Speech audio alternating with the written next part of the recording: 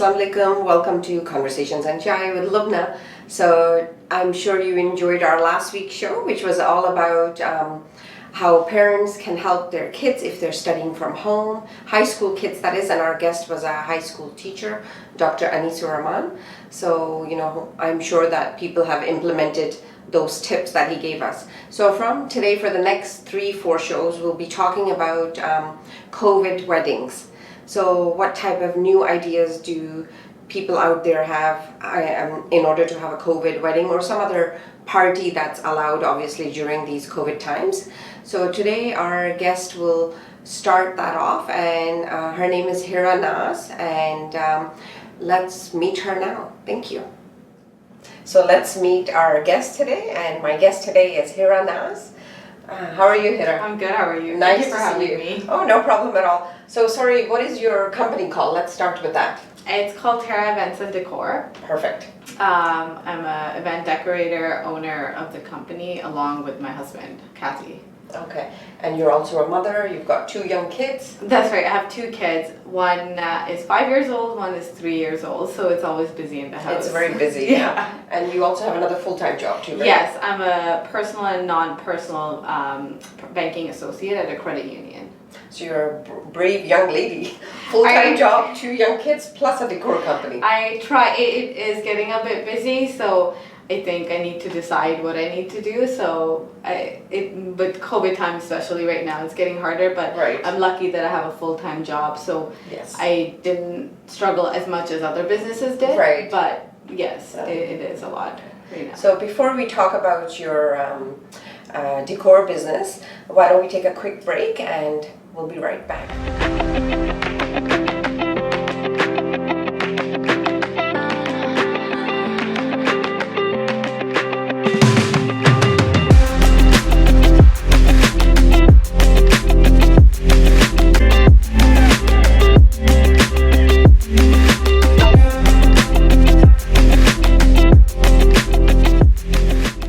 Welcome back, and now let's talk to our guest, Hera, and she's gonna tell us how she got started. So what made you, or what inspired you to start this business? So in 2012 I got married and I was doing my wedding planning and things like that, and I saw in Ottawa how it was, the Desi decor is definitely different than your Caucasian decor and other culture decor. So I thought it was limited.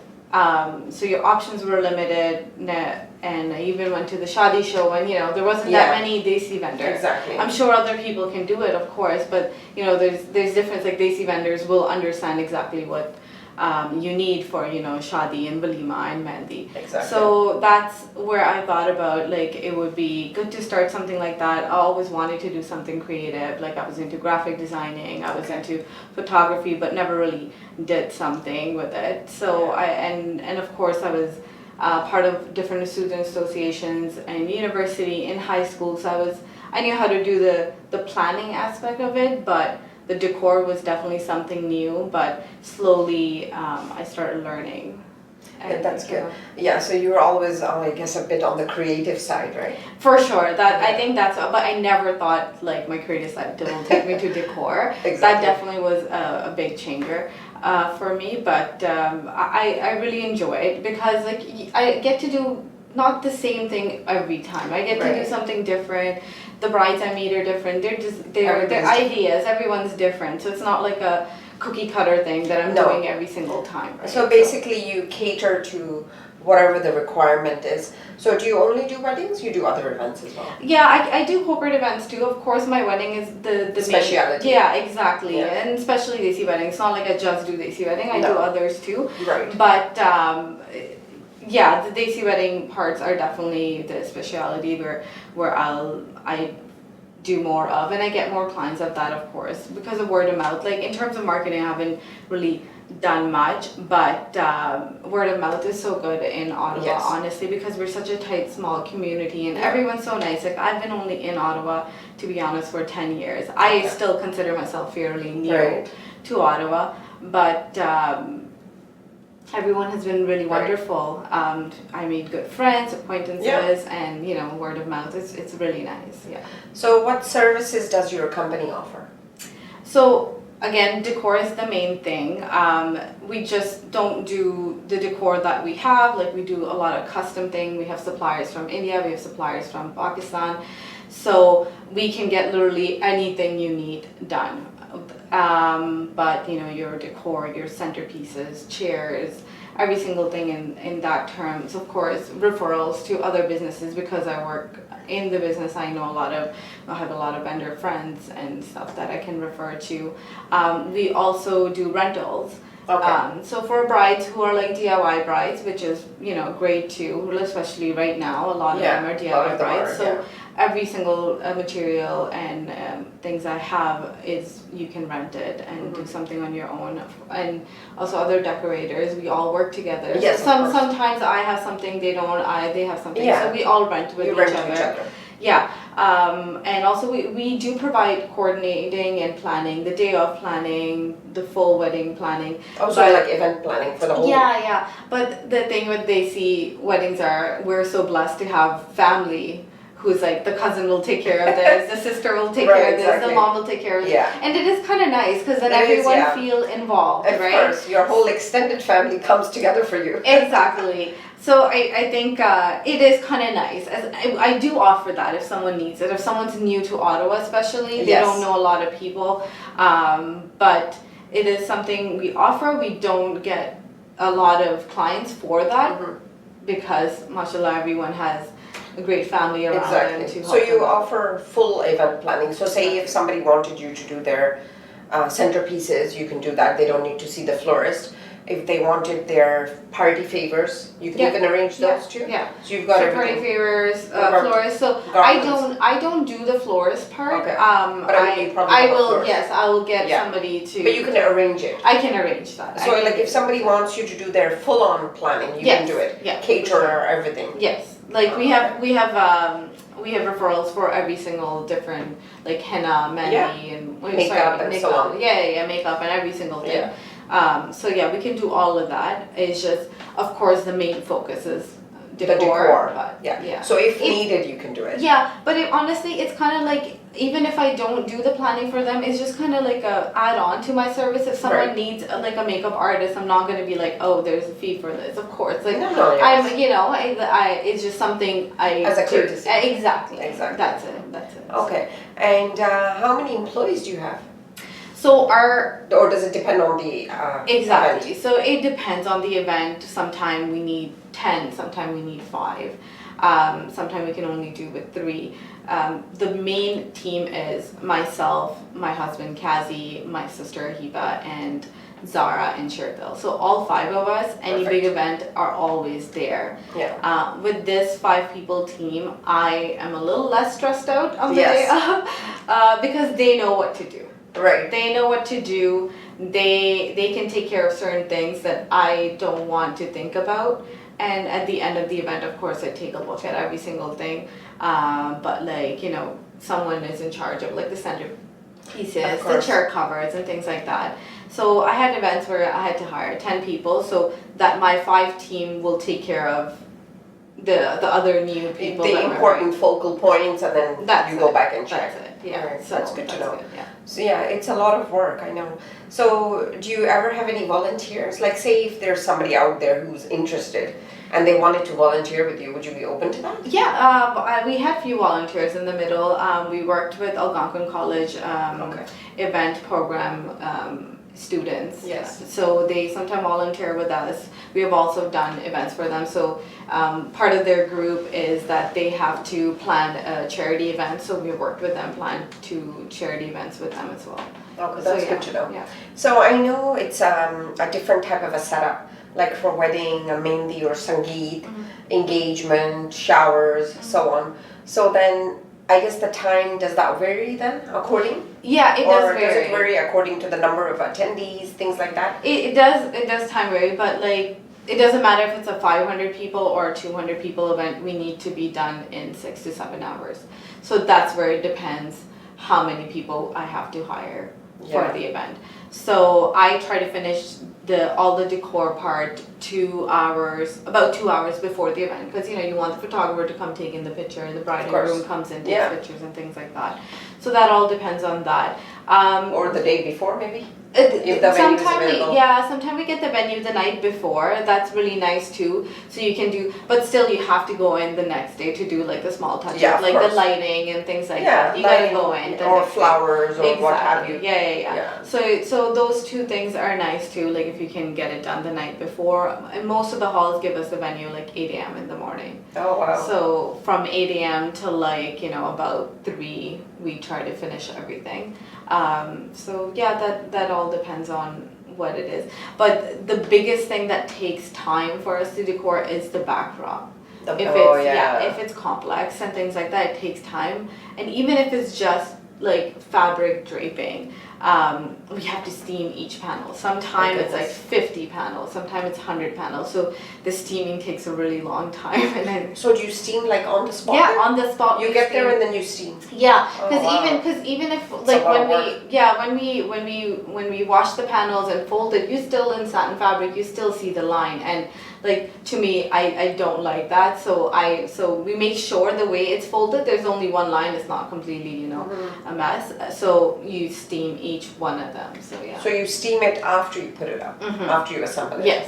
My goodness. Yeah. Wow. And what do you normally recommend to people? How long ahead of time should they book you? Do you get booked up pretty quickly? Yeah, so like all the other people? Yeah. Especially makeup artists are like a year in advance. Again, that's the thing. About a year or 8 months before the wedding, I would like to, because everyone wants different things and different. So I sometimes have to purchase new stuff that I have to get it shipped from India or Pakistan, and that doesn't come fast. Like with the cargo and things like that. Yep. Like I had one cargo stuck in for like good 6 months last year. Things like that can happen. So the sooner I know, the better I can plan. But that doesn't mean if you reach out to me a month before, I would like, no. Maybe it's the cancellation. I can a cancellation or something, or if I have something you want, or like I can find another decorator who can help you out, but what you want I have, so I can rent it to them. So we can of course do that too, but knowing about a year to 8 months in advance, it is nice generally.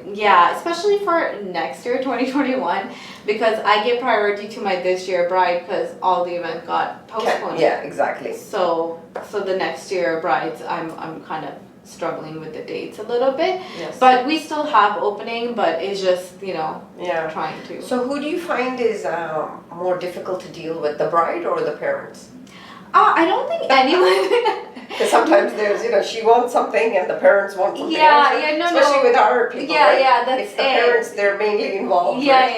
So most of my brides do come alone. I think parents are more worried about the venue and the food.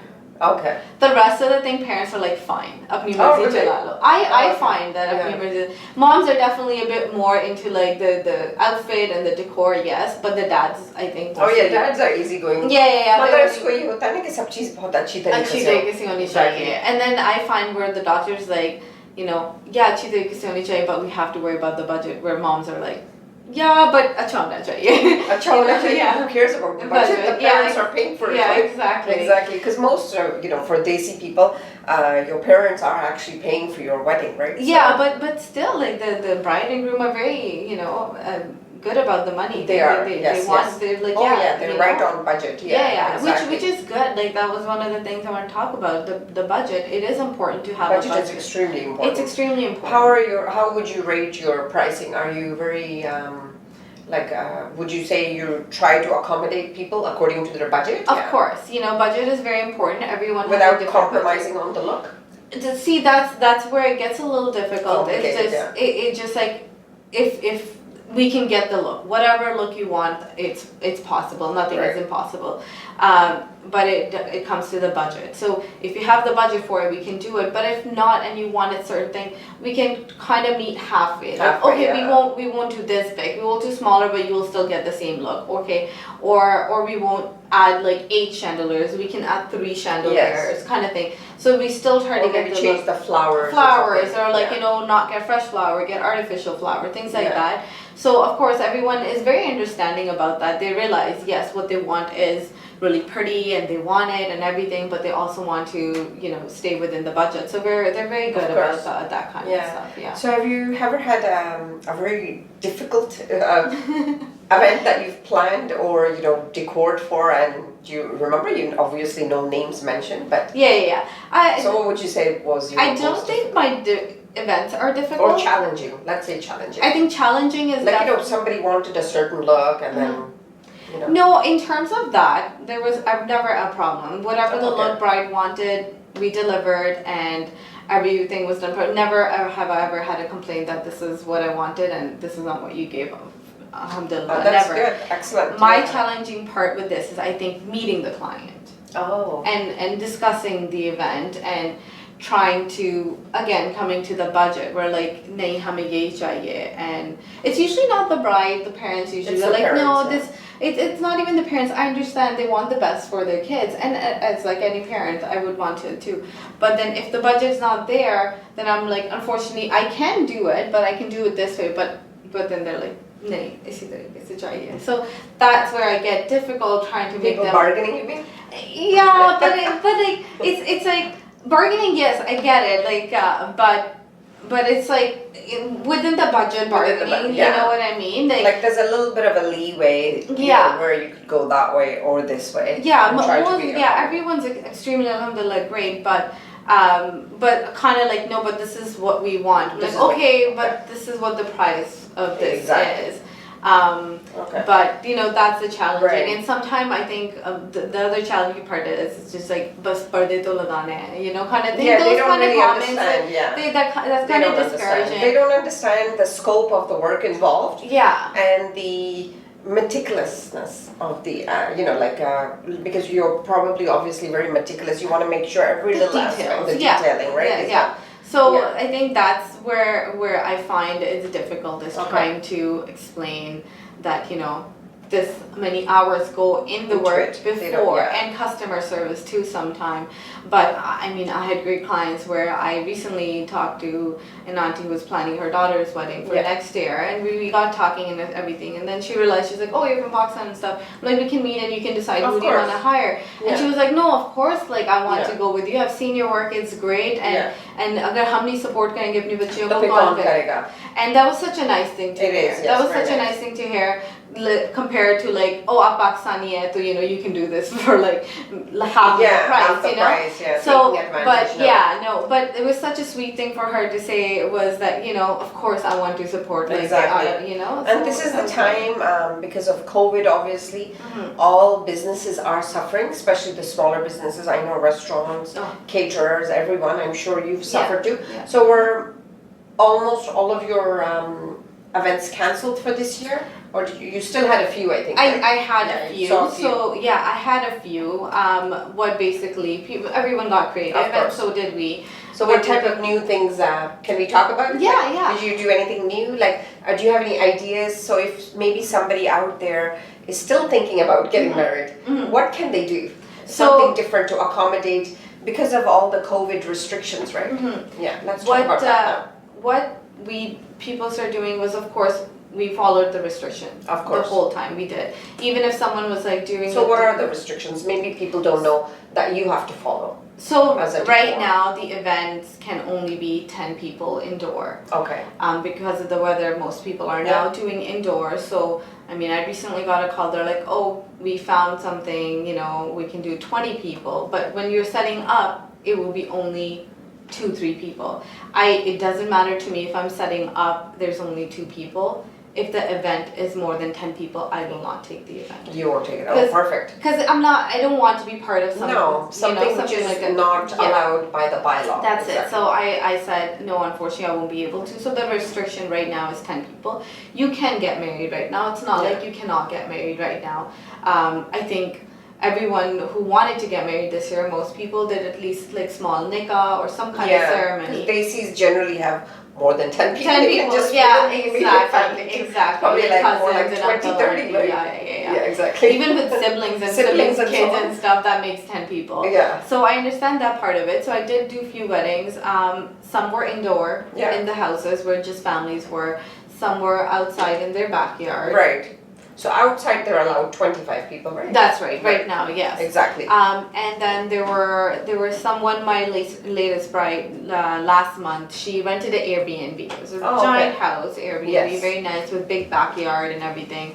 And so how many were they allowed? 25? They were, at that time, there was 75 allowed. Okay, But that happened. Oh yeah, then the ban was... The ban happened. I think it was, actually it was 100 then. 100, yes. 100 allowed then. So we did the outdoor event for Nikah and for Mehndi. She had 75 for Mehndi, and for Nikah she had like I think 50. So we were able to do it. It was outside. It was nice. We got creative. That event I planned full from top to bottom, like renting tents, heater, plates for the caterer. So if somebody does something outside, say now in this weather, what can we do if we're allowed? You could rent a heater? Yeah, there's patio heaters. You can put the patio heaters. I don't think it will work in like winter time. No. But right now you can still do like in the fall. In the fall, like a tent and a heater with 25 people. But the tents have to be opened, right? On all sides. Yes. Yeah. All they have to be open all sides. Right then it wasn't. You were allowed to close sides a little bit, but now it have to be all opened. Different approaches people took with food. Instead of buffet style, you could do boxes for individuals. So like a packed food. Guests come, you just give them a box and then they leave. Yeah. Okay. So at one point we had a wedding where you weren't allowed to have sit-down food, where they just gave box food while people were leaving. Okay. But even while you're attending the event, you can do box food. Or like the other idea is to have, because each table, your circle is sitting. Oh, so like family style? Yes. Serve it like on platters. You can do family style on the table. You have your, chawal, your salan, your roti, everything on the same table. Maybe cut down on the amount of items then. That's it. Because you're not going to be able to fit 20 items if that's what you're having a buffet, right? That's it. So no buffets are allowed now? Buffets are allowed, but as in like you have to have a server. So not everyone's touching the spoon, and so the server will serve you. Okay. So while you're getting up to go get to the buffet, you have to wear your mask and everything. When you're sitting on your table while eating, you can take it off, and you're only sitting with your family and your circle. So, exactly. So once you get up to mingle with people, you have to wear your mask and of course try to keep as much distance as possible. Interesting. Okay, and then what about where the bride and the groom sit? Because now, if you're doing takeout boxes, like if it's boxed food that you're giving to your guests, so there's no centerpieces, there's no tables involved. So are they doing a grinder or maybe a spot for the backdrop? So you could. You could do that, but you can still sit down and eat now. Okay. But there was at one point in the middle when I think it was like April or May, you were not allowed to do that. No. So at that point you were giving box gift. But yes, the bride and groom always had like a nice backdrop behind them, and they sat there. People came to take pictures, but of course everyone was wearing a mask at a distance, things like that. But now you can sit down on the table and eat even indoor for 10 people. For 10 people, okay. But which is not very suitable for our people. No. So I had a lot of postponed wedding for next year. Even 50 people is not. Yeah, 50 people. That's probably just your immediate aunts and uncles, right? Those small families are doing it. They're doing smaller events, and I think I mean, if you want to get married, get married. It doesn't matter. Of course. Don't postpone it. Yeah, because we don't know how long this is going to be with us, right? Exactly. You want to do 10 people, 15. If anything, now they see people who had to invite 200 people, and half of them they didn't want to invite, but they had to. Of course. They can kind of cut down on that. Yeah. So you can splurge on other things. You can Exactly. splurge on your wedding lehenga. You can splurge on your makeup. You can splurge on your decor. Things like that, and do different things. Send thank you cards. Send thank you baskets to your friends and family who virtually were there for you. Party favors to people. Exactly. Who were virtually there for you, doing like your online nikah, and on the computer people are watching. So you can do different things to say thank you to your family, to appreciate that they were somehow somewhere they were there for them. Exactly. Right? So yeah, that makes sense. That's all that matters. Your family being so there's a lot of variety that people can still do. So would you say that if someone is planning to get married, don't postpone it because you don't know? Nobody knows how long this COVID is going to be with us, right? So it really depends on the bridegroom and the family. If you are someone who have, so many loved ones coming from outside or even within Ottawa or Montreal, Toronto, if you want everyone there and they're a big part of you, which I think if it was my wedding, I would probably postpone it because I would want everyone to be there. But if you're someone who have small family over here and they're all abroad and they will not be able to come, sure, do it online, do the virtual nikah and things like that, but you can still have a reception next year when things get better. You can still do things like that. You don't have to completely fully not get married this year. You can get married, do a reception next year, or completely fully postpone the wedding for next year. I attended a drive-by wedding. So they did the nikah on Zoom. And then afterwards, the bride and the groom and just the immediate family, because I think it was only 25 were allowed indoors. No, 50 were allowed. So this was in the summer. So then the bride and the groom and their immediate families were at the tip of the driveway with little boxes for people. Oh, that's nice. So everybody drove up. We, gave them the envelope. And then they gave us our party favor and then we drove off. So we had, so that was something interesting. I think I did the decor for that wedding. Oh, did you? I think I know. The one in Orleans. Exactly. So I mean, you have to get creative with these things. You have to be creative with these things. Life doesn't stop. Why should these things, like we all have to move on, we all have to get creative, and it gets a little depressing if you don't. So say if somebody has to do it now, what should they do? What's your, let's give them a quick. So what type of ideas can you give them quickly? The Zoom is one of the things. Maybe have boxed food. You can do the favorite. You can do fancy boxes, right? Yeah, exactly. You can maybe add a box of mithai with it. Yes, right? yes. You can do things like that. You can do a small event at home with just your immediate family and send a basket of things to people. Fruits or something mithai or something to the family and friends who are within the area, and just driving by to their house and saying thank you to just join. And then maybe spend more money on your photo shoot, right? Photo shoot or something, or just save it and do a big reception next year. So you could do that too. You don't have to completely cancel your wedding. You don't have to cancel anything. You can wait and do it next year, or you can do a small thing this year. So now if people want to contact you, how do they contact you? You can contact me by phone. With my phone number, I think it's going to display. We're going to display it at the end. My email address is going to be on the screen. Instagram, Facebook. I'm available. So my Instagram is hera.events.decor and Facebook Hera Events and Decor. So you can contact me through that. For next year, Bride, I would, if someone is interested, I would say contact me as soon as possible. People are getting booked up. It's getting difficult for next year for sure, trying to find dates. I have events on even weekdays now because people are struggling with venues and things. So next year will be a busy year for everybody. It will definitely be a busy year, which alhamdulillah I'm grateful for. So that's about it. Okay, perfect. Well, thank you so much for joining us today, and you gave the viewers some great tips on how to still have their wedding during COVID with new ideas, and thanks for sharing. Thank you for coming. Thank you so much for having me. Thank you so much. तो आज का हमारा segment ख़त्म होता है और उम्मीद है कि आपको पसंद आया होगा आज का शो। और अगर आपको कांटेक्ट करना है तो आप प्लीज़ हेरा नाज को कांटेक्ट कर सकते हैं। उनका कार्ड हम डिस्प्ले करेंगे एंड में, और नेक्स्ट टाइम फिर हम यही वाले सेगमेंट को कंटिन्यू करते हैं डिफरेंट गेस्ट के साथ, और फिर देखते हैं कि वो हमें क्या क्या चीज़ें बताती हैं। Thank you.